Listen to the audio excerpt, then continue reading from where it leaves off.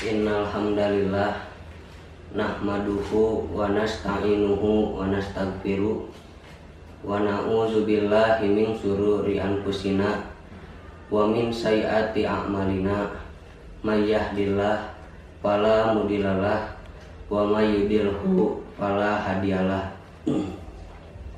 Asyhadu an la ilaha illallah wa asyhadu anna Muhammadan abduhu wa rasuluhu allazi la nabiyya ba'da amma ba'du. Puji serta syukur mari kita panjatkan kehadirat Allah Subhanahu wa taala yang telah memberikan kita nikmat yang tiada tercurahkan kepada kita.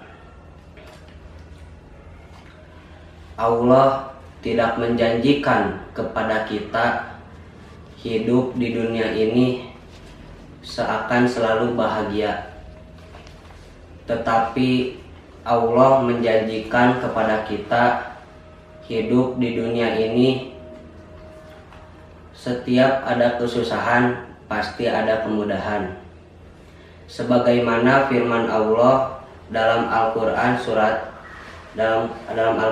surat Asyar ayat 5, fa inna ma'al usri yusra. Setiap kesusahan pasti ada kemudahan. Allah memberi cobaan kepada kita bukan karena Allah tidak sayang kepada kita, akan tetapi Allah memberi cobaan kepada kita karena Allah ingin mengetes keimanan kita kepada Allah, yaitu apabila kita ditimpa cobaan oleh Allah, apakah kita akan menjauh dari Allah atau malah kita akan lebih mendekatkan diri kita kepada Allah?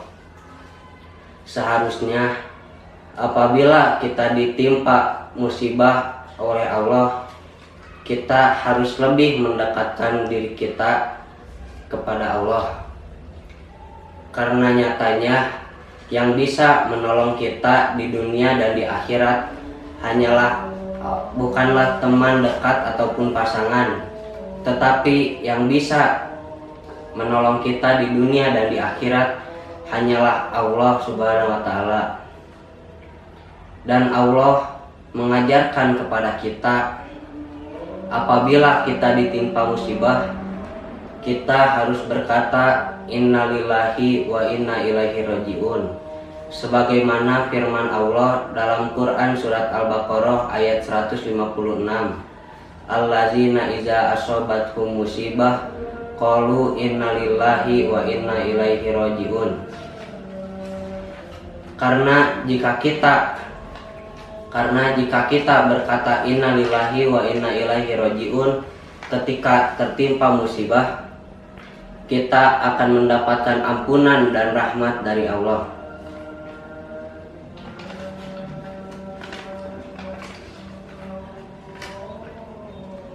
Dan adanya musibah juga di dunia ini sebagai pengingat bahwa hidup di dunia ini bukan seterusnya bahagia. Pasti ada cobaan yang Allah berikan kepada kita. Adapun cara agar musibah dapat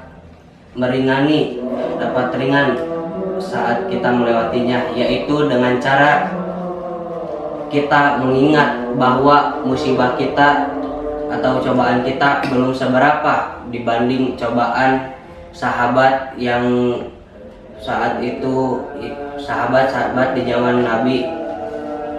Karena cobaan yang ditimpakan kepada sahabat di zaman Nabi itu lebih besar daripada kita. Tetapi hal itu bukan membuat mereka malah menjauhi dari Allah, tetapi hal itu malah membuat mereka lebih mendekatkan diri mereka kepada Allah. Karena mereka tahu yang bisa menolong mereka di dunia dan di akhirat itu ialah Allah Subhanahu wa taala. Kita juga harus bersabar dalam menghadapi cobaan yang Allah berikan, karena Jika kita bersabar, Allah akan memberikan kita kebahagiaan dan keajaiban.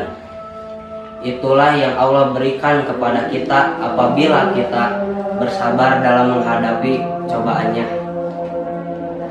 Dengan cara seperti itu, kita akan lebih siap dalam menghadapi cobaan-cobaan berikutnya. Kita juga harus sadar bahwa la yukallifullahu nafsan illa wus'aha.